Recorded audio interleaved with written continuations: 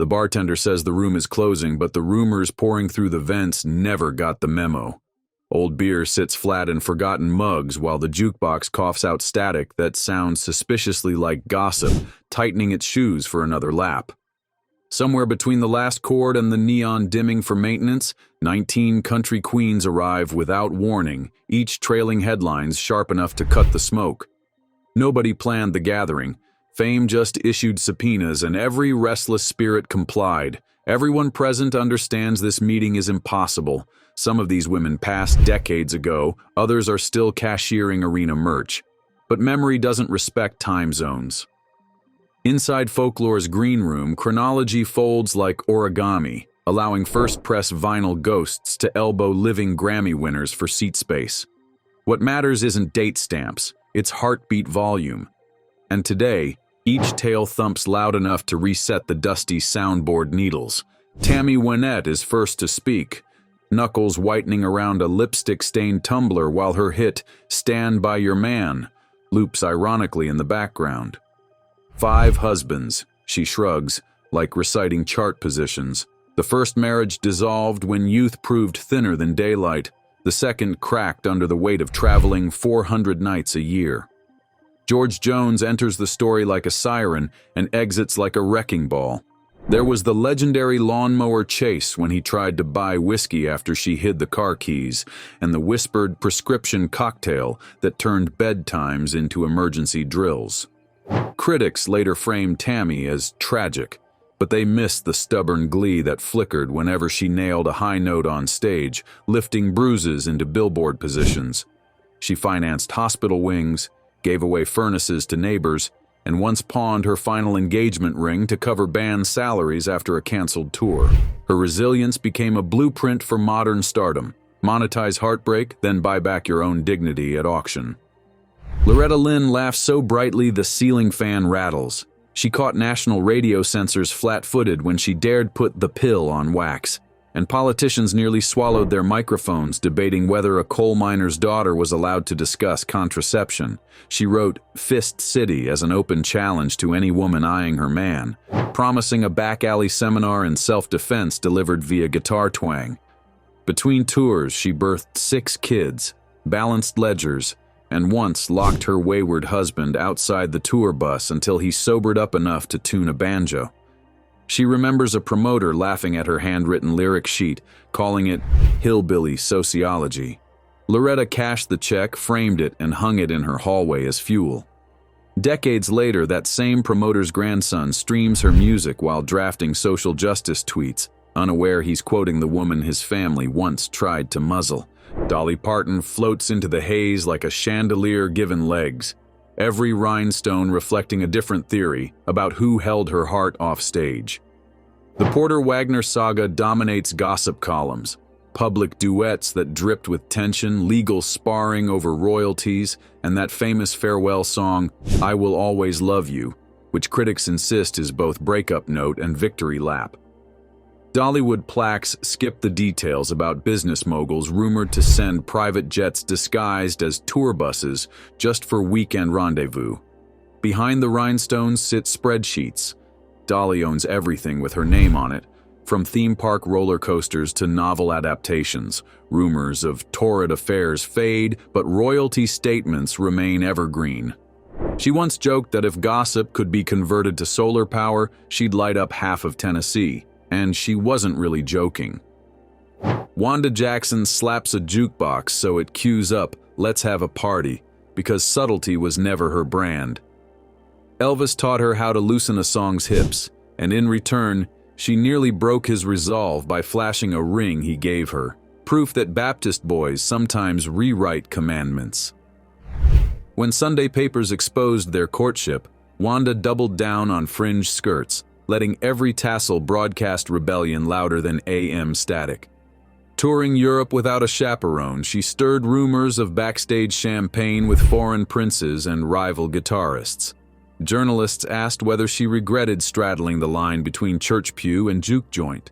Wanda replied by releasing a gospel record backed with rockabilly flipsides, forcing fans to choose their own adventure. Sales doubled, and she sent thank you cards to every critic who predicted her downfall. Tanya Tucker enters like a tornado that already knows where every wall is weakest. She was a teen phenomenon with a drawl older than whiskey, then a tabloid regular before she could legally toast. Her years with Glenn Campbell read like a Greek tragedy reimagined by gossip bloggers, smashed telecasters in hotel suites, public spats followed by makeup duets, coupled rehab check-ins, and late-night coke runs chronicled by paparazzi perched on fire escapes. When the romance finally detonated, Tanya rode the explosion to a reinvention tour, autographing broken hearts the way some artists sign vinyl sleeves. When tabloids printed photos of her riding a horse into a Vegas lobby, Tanya mailed autographed copies to radio programmers with a note, "I always go straight to where the bed is placed." Years later, she laughs about it, but only after ensuring the horse got a cameo in her comeback video. June Carter Cash adjusts the microphone like it's a compass needle, always pointing to Johnny even when he wandered off course. Their spark ignited backstage while he was still legally tethered elsewhere, a slow sin that played out across state lines and sobriety checkpoints. June stayed despite every relapse, sliding hotel Bibles across his desk with verses marked in red, then singing harmonies that felt like lifelines flung over raging waters. Critics accused her of home wrecking. She replied by building a home sturdy enough to host nightly redemption. Cash family cooks recall mornings where June balanced recording schedules with packing kids' school lunches, taping set lists to brown bags so she could rehearse while buttering bread. Strength, she says, means crafting lullabies from broken strings and daring your critics to sing harmony. Jeannie C. Riley tilts her beehive at just the right angle to catch cigarette smoke like spotlight haze. Harper Valley PTA exposed small-town hypocrisy, but Jeannie's wardrobe did the real preaching. Thigh-skimming dresses and go-go boots at the Grand Ole Opry had gentlemen farmers forgetting sermon times. Rumor mills insisted tequila replaced communion in her dressing room and that a congressman once left his wedding ring in her guitar case. Jeannie grins at the memory, saying only that the ring did not match her key signature. When network executives suggested she tone down her wardrobe to avoid distracting husbands, Jeannie mailed them bolo ties dipped in glitter glue. She understands spectacle is a high-risk stock. Its value plummets if you ever flinch. Jessie Coulter sets an empty shot glass upside down, outlaw code for fill it or fight me. Her marriage to Waylon Jennings roared across the Southwest in a decal-plastered tour bus. Sirens flashing behind them more often than stage lights ahead. They shared everything, microphones, motel Bibles, and detox bracelets.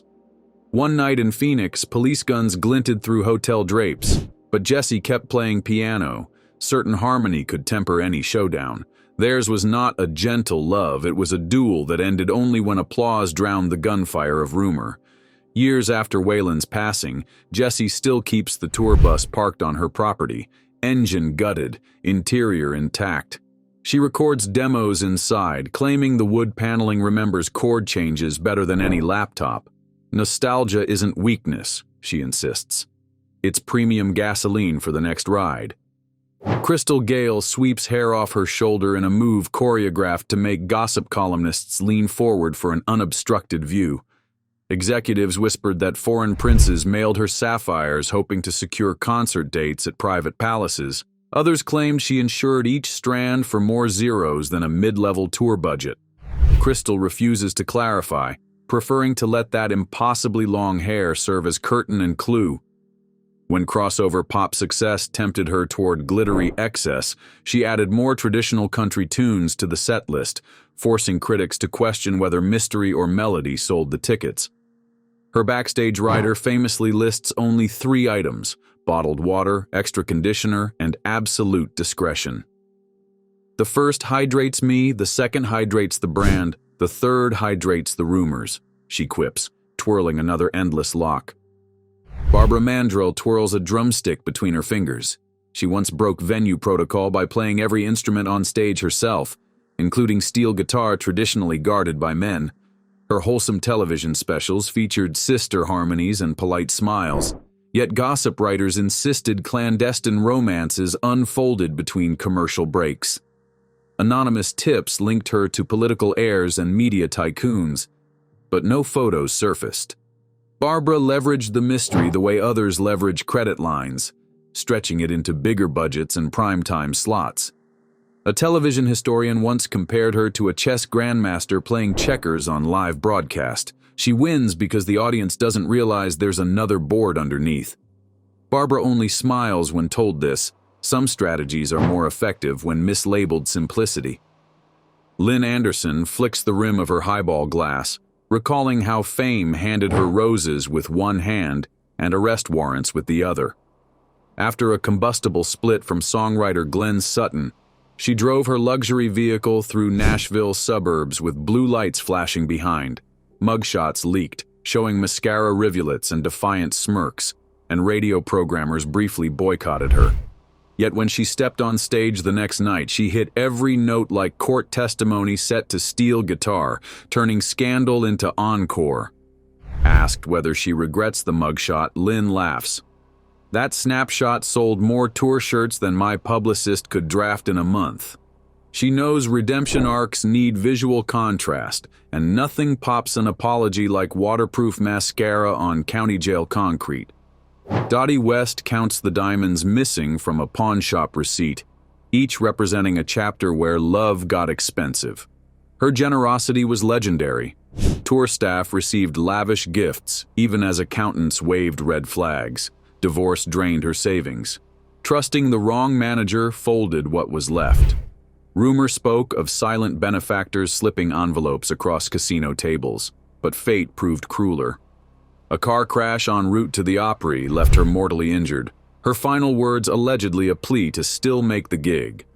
She once auctioned a gold record to pay a lighting tech's medical bills, saying plaques don't glow as bright as loyalty. The buyer later returned it free of charge. Legends, he said, accrue interest best when loaned back to their owners. Reba McEntire steps up in scarlet fringe, energy humming like floodlights.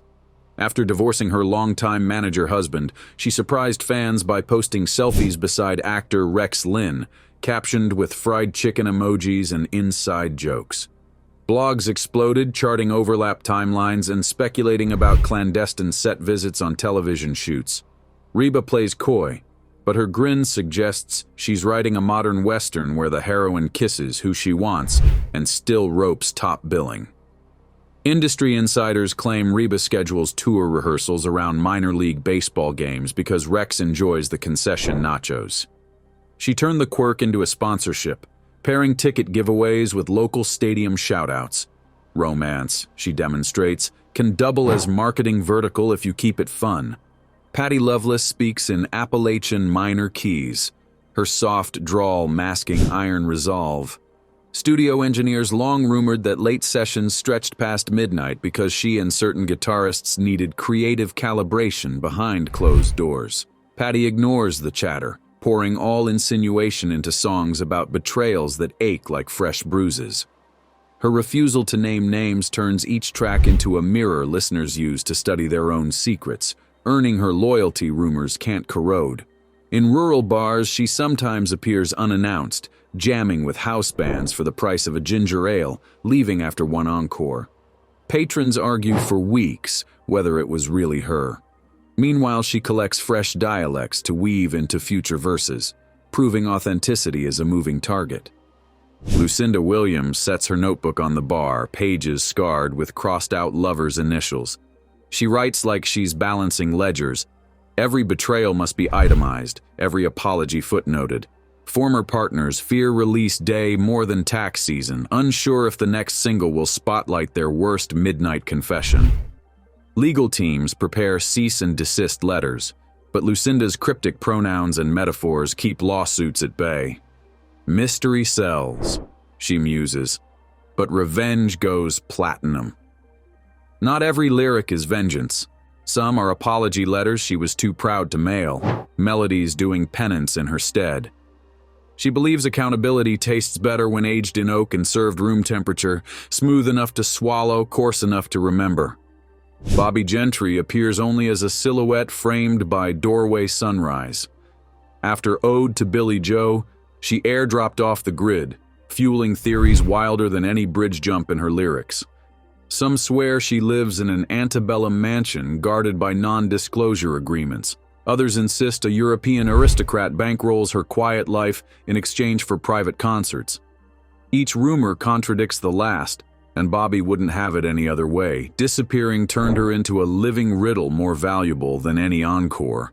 A Nashville tour guide sells sightings of Bobbie packages that circle 3 coffee shops, 2 libraries, and a shuttered recording studio. Nobody ever spots her, but tourists leave satisfied, proof the best attractions are probabilities dressed as promises.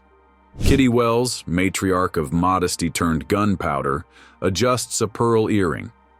She broke the boys' club in 1952 by crooning that not all fallen angels wear male faces. Though her personal life stayed scandal-free, preachers painted her lyrics as confessions, radio stations banned her records, and gossip scribes invented affairs simply to justify their outrage. Kitty met the fuss with quiet dignity, letting album sales bury accusations deeper than any rumor mill could dig. Decades later, young artists approach her grave with handwritten lyrics asking posthumous blessing, evidence that courage spreads through soil faster than rumor fades from ink.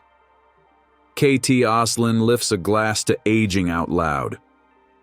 When she sang about after-hours rendezvous and shared glances that still spark at 50, listeners applauded while critics gasped.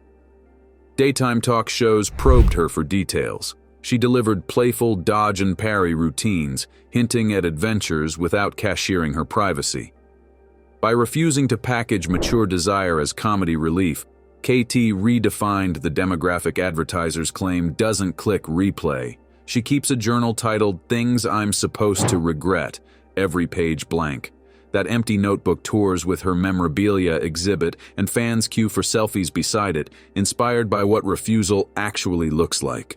Across the back of the bar, a lone vintage television flickers to life without anyone touching the dial, as though some unseen engineer decided the night still had room for one more verse. The black and white picture settles on Patsy Cline smiling through grainy applause on the old Arthur Godfrey show, and every head, living or spectral, turns in reverence. She isn't technically present.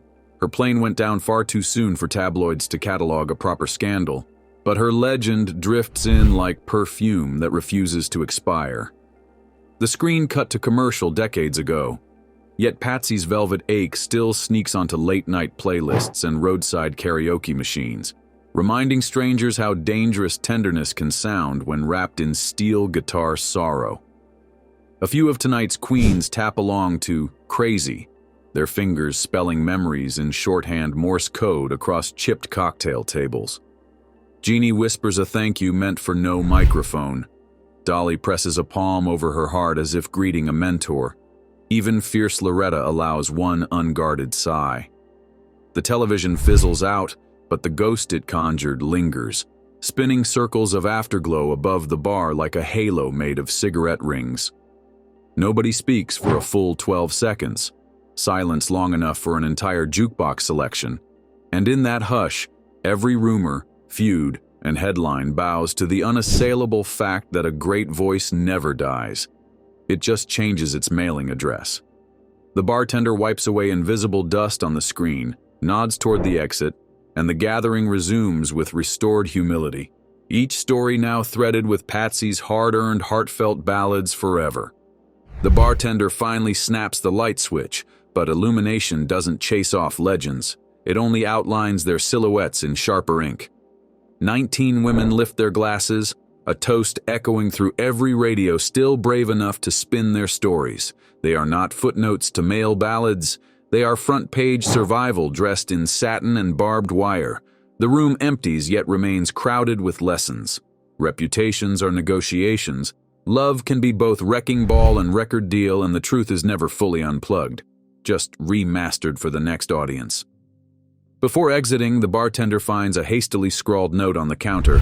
Truth sells records, mystery sells legacies. No signature, just faint lipstick and guitar string indentations. Viewers listening through screens hold their breath, feeling the echo of secrets vibrating inside their own headphones. The screen fades to black, but a final caption flickers. Leave a comment before rumor beats you to it.